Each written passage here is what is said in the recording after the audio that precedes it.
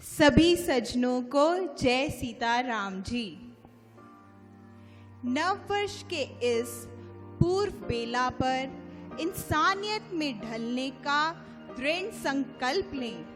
इंसानियत यानी मनुष्यत्व का भाव, मानवता का भाव, सज्जनता का भाव, इंसान को इंसान समझने का भाव, दया भाव, शील, सभ्यता, शिष्टता, व्यवहार ज्ञान सब इसी में ही आ जाता है। सज्जनों, सुनने पढ़ने में तो ये वाक्य बहुत ही सरल है, किंतु इस भाव को अपनी भावना में उतार तद अनुरूप नजरिया अपनाते हुए परस्पर वैसा आचरण व व्यवहार करना अपने आप में एक बहुत बड़ी चुनौती है। चलो इस संदर्भ में आप सबसे एक सवाल पूछ लेते हैं। क्या आप दिन भर सबके साथ, चाहे वे आपसे छोटे हैं, चाहे वे आपसे बड़े हैं, चाहे वे गरीब हैं या अमीर हैं, चाहे वे आपके पारिवारिक सदस्य हैं, चाहे कोई बहुत बड़ा राजनेता, क्या आप सबसे एक तरह से पेश आते हो?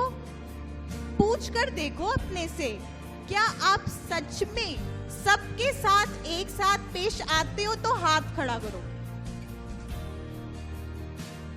निस्संदेह आपका उत्तर ना ही होगा। कभी सोचा है इसका क्या कारण है? हम क्यों सबसे अलग अलग तरह से व्यवहार करते हैं?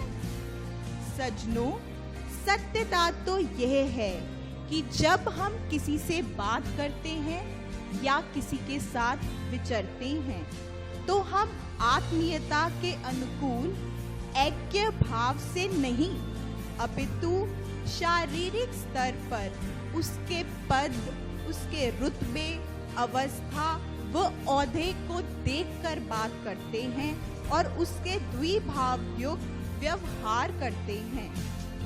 तभी तो एक और जहां किसी दीनहीन की नमस्ते का जवाब देना हम उचित नहीं समझते और उसकी छोटी सी गलती के पीछे उसको जोर से चिल्ला देते हैं, वहीं दूसरी ओर किसी मान्य बड़े नेता के पीछे पीछे घूम घूम कर उसकी चापलूसी करना और उससे विनम्रता व प्रेम से पेश आना हमें अच्छा लगता है।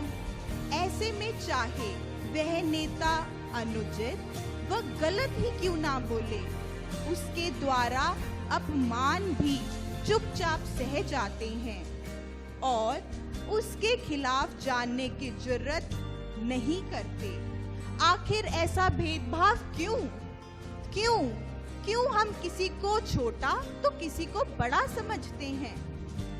सज्जनों, याद रखो, सब प्राणियों में एक ही आत्मा है। सबकी आत्मा में एक ही परमात्मा का प्रकाश है। इस बात को समझते हुए हमने सब में अपने ही ज्योति स्वरूप प्रकाश को देखना है और परस्पर एक सा बर्ताव करना है। तो आओ दोस्तों, इस नव वर्ष हम यही संकल्प लें कि हम किसी से कोई भेदभाव नहीं करेंगे।